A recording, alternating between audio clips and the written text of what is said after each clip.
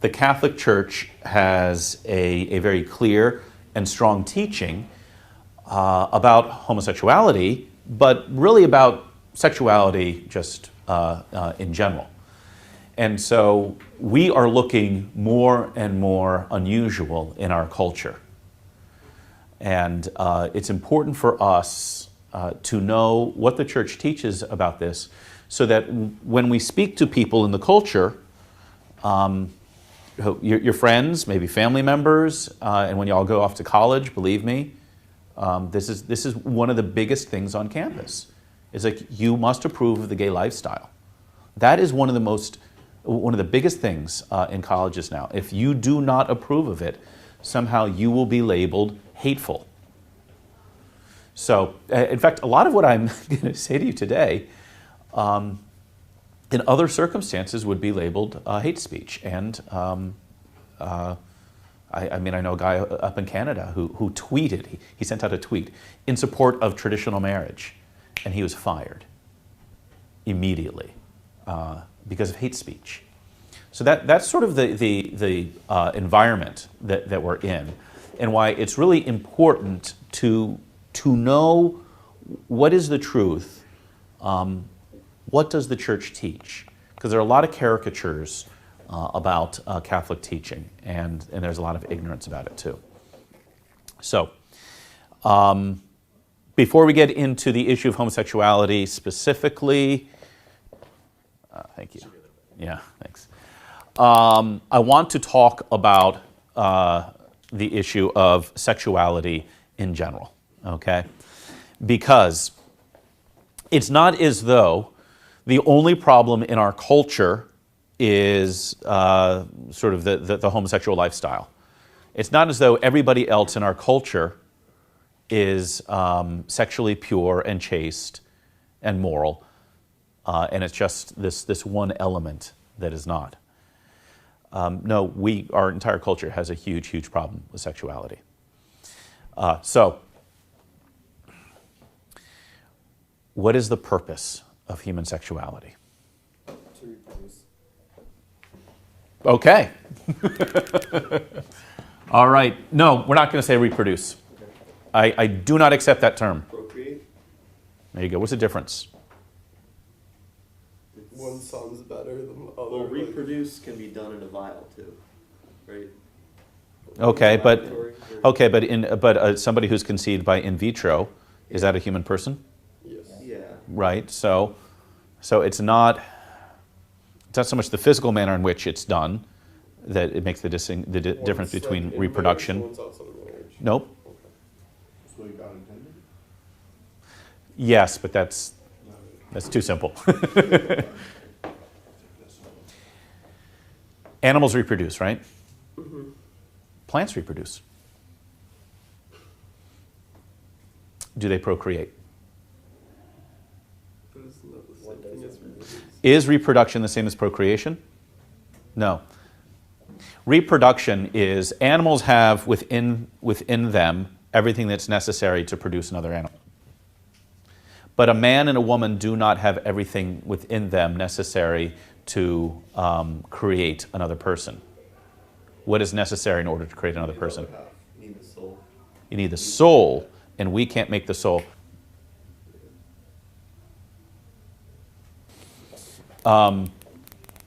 Yes, procreation it has this aspect here, creation. Only God creates. Because to create is to bring something out of nothing. So at the moment that you came into being, God created your soul out of nothing. And at the moment of conception. So the man and the woman provide the physical, the material stuff, if you will, the matter that is necessary for a new human life. But only God creates the soul out of nothing. And so it is man and woman cooperating with God. And so he is the creator. Procreation, it's a term, it's not, in our culture, it sounds just like reproduction, It sounds just like that. But it has a very technical meaning.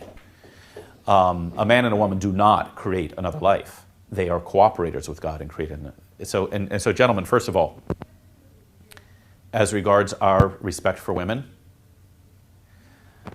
think about it. Within a woman's womb, God creates something that never existed before. This is the only act of creation that God continues since the initial act of creation at the very beginning. Everything else in the world is made from what already exists.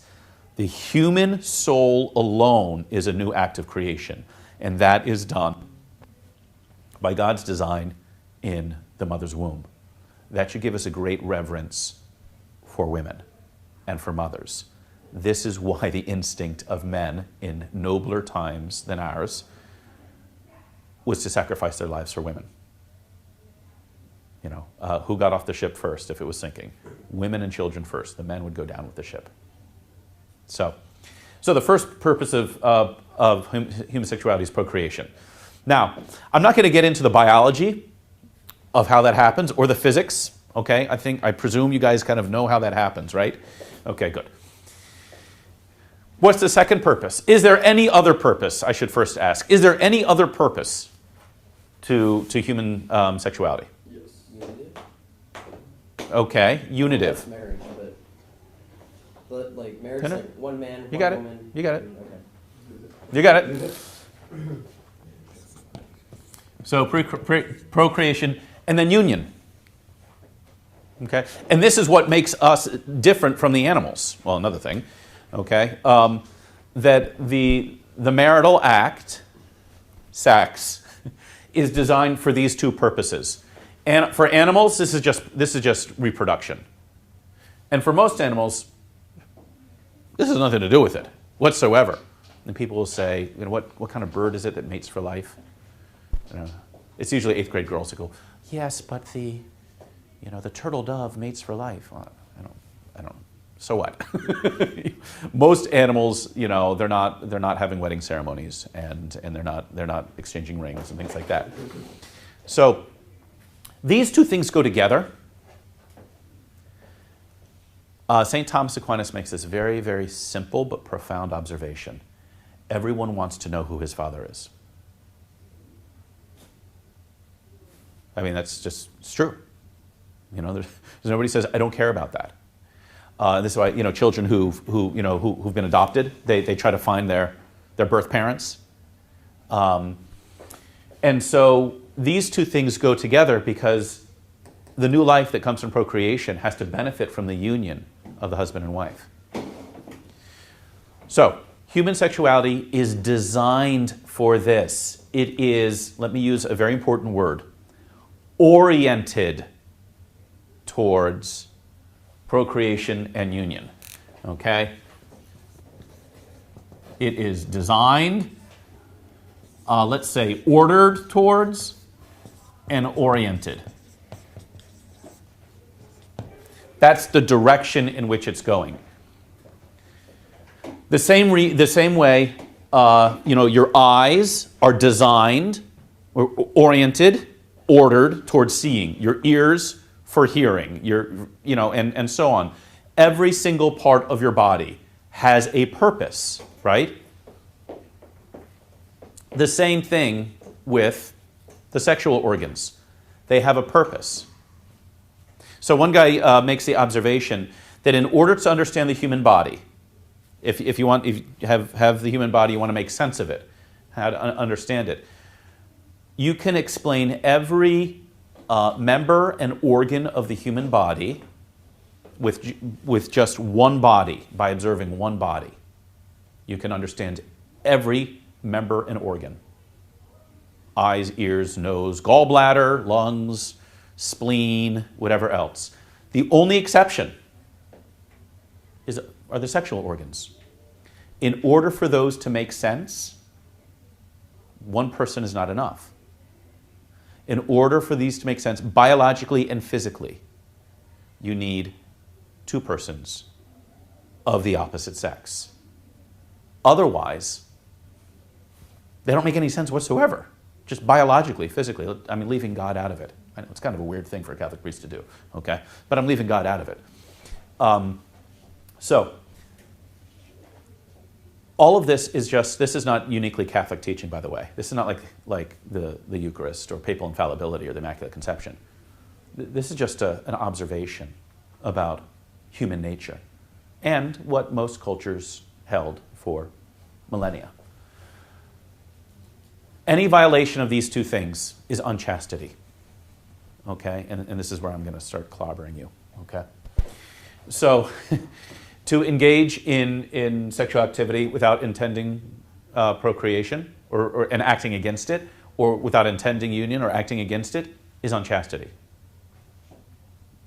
Okay? Pornography, which most, not some, not many, most men in our culture struggle with. Pornography, it's an abuse of both, and it's feeding an industry that enslaves people. It's taking your money. You might as well just take your money and go give it to the worst people you can find, because that's what pornography does. But it violates both, because why? There's no union intended, no procreation intended, and it usually leads to an action, a sexual action of one person with himself. And so it's a violation of these things. Fornication, sex outside of marriage, usually procreation is not intended, and there's no union. And so if the child who's born is born into an insecure environment and sort of deliberately made that. Now, when we talk about homosexuality, this is another form of unchastity. Homosexual actions. They cannot procreate. You guys understand why, right? Okay. It's impossible for two men or for two women to procreate. And that's why, in our culture now, we have homosexual couples saying that they had a child together. No, you didn't have a child together. You partnered with somebody else, usually by way of in vitro fertilization, to have a child. But it's not your child. It's a biological impossibility. In California, there is a bill being proposed, I don't know the status of it right now, requiring health insurance companies to pay for in vitro fertilization for homosexual couples under infertility care. Infertility is when a man and a woman are unable to have a child for some biological reason. It's not infertility if two men can't have a child. That's just called nature. There's nothing wrong with them. It's just impossible. But homosexuality also does not fulfill this one, because the union that is intended is expressed in the sexual act and is intimately connected to procreation. So the union of a man and a woman should lead to procreation, and the procreation should be based on the union. So that, in short, sort of in very simple terms, is why the church teaches against homosexual behavior, because it violates both of those things. It's like it departs from the design and the order and the orientation of human sexuality. And I want you to, especially this word right here, oriented, because you hear a lot in our culture about orientation. I don't have Facebook. I don't have a Facebook page, I know. I sound like an old man when I say, I don't have the Facebook. Okay. I don't have a Facebook page. I don't think anybody should. I think it's kind of stupid. But good, you shouldn't. But from what I understand, you can post your orientation. Human sexuality already has an orientation. Man to woman, woman to man. Physically, biologically, we already know this. And the church simply says what we see in the human body, the parts that go together, that indicates something very, very true, very profound. Another point about that word orientation. If something is oriented, it can't have more than one orientation. That's impossible. What is the orient? Far east. It's the east, right? Oh, the word. Okay, do most or all of you take Latin? I've taken Latin. Is there a Latin class offered here? It's very rarely. Okay.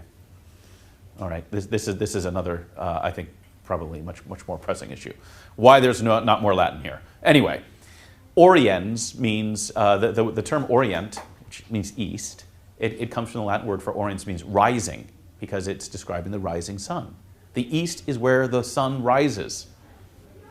You can't have more than one orient because the sun can't rise in more than one place. You can't have more than one orientation.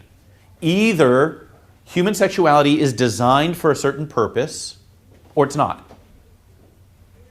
And all we say is, there is this design that a whole lot of scientists have observed, and we say that this scientific biological fact has moral implications. So, question? No. Okay. No, I didn't. Looked like you were. Okay. What does the church teach then, specifically about homosexuality, people who have homosexual inclinations, and so on? You all right?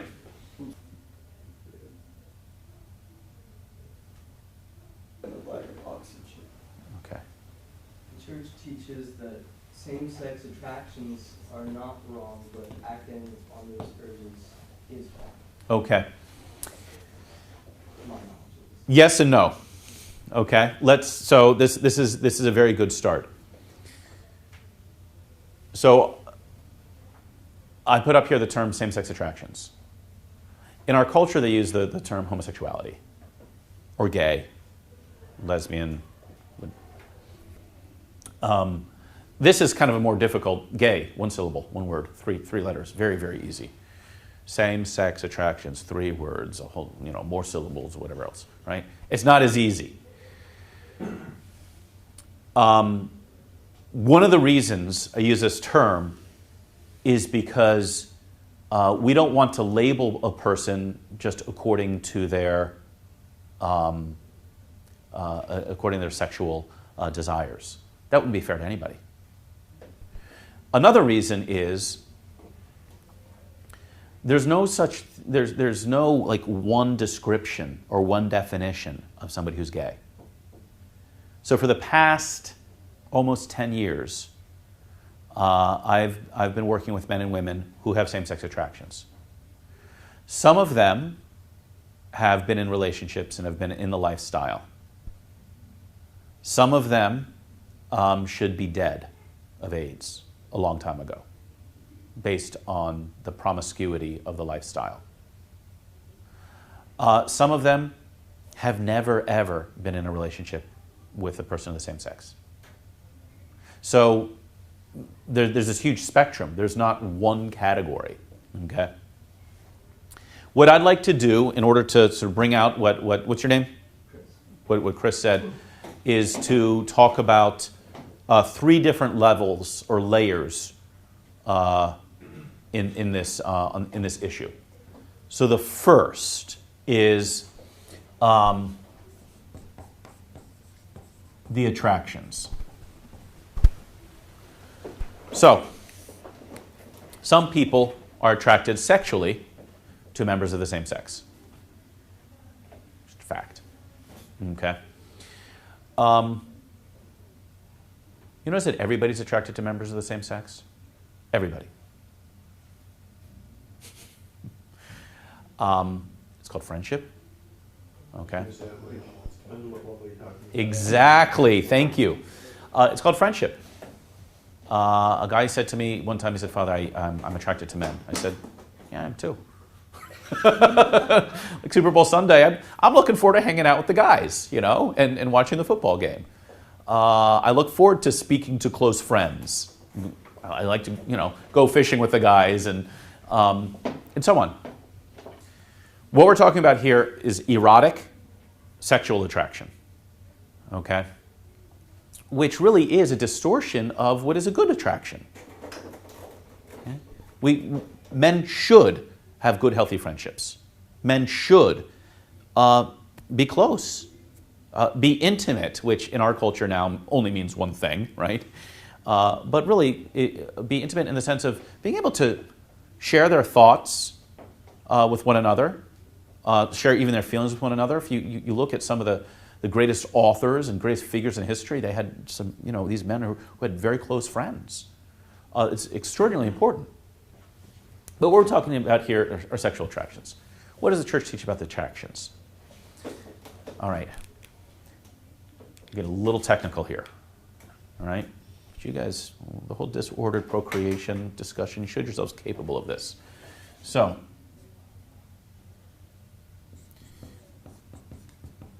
the phrase that is used is intrinsically disordered. Okay. Now raise your hand if you heard me say that homosexuals are intrinsically disordered. Is that what you heard me say? Yeah, no. All right. Of course, okay. I didn't say that. The Catholic Church is accused of teaching that. It's not what the Church teaches. We do not say that anybody is intrinsically disordered. And there are good Catholics who get this wrong. The teaching is that the attractions themselves are disordered. Why? Because they're not lined up in the correct direction. And when we say that they're intrinsically, I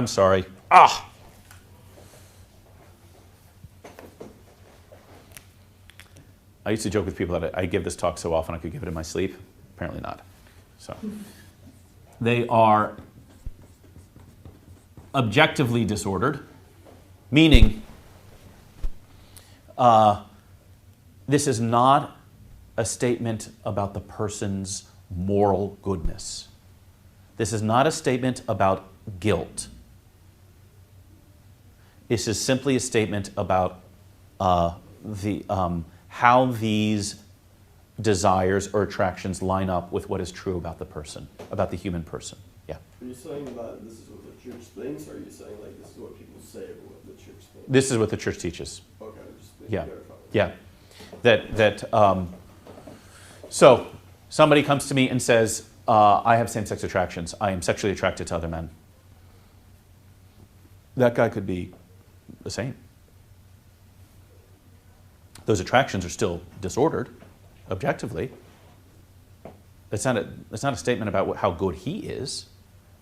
He could be, holiest guy around. And that's the thing. In working with this group, in meeting with men and women with homosexual inclinations, I encounter a lot of them who are very, very holy. And actually, they're holy because they're struggling against this. And they're saying, you know what, I really need to lean on Christ more. So that's what the church teaches about the attractions. This is not a statement about the person's moral guilt or culpability.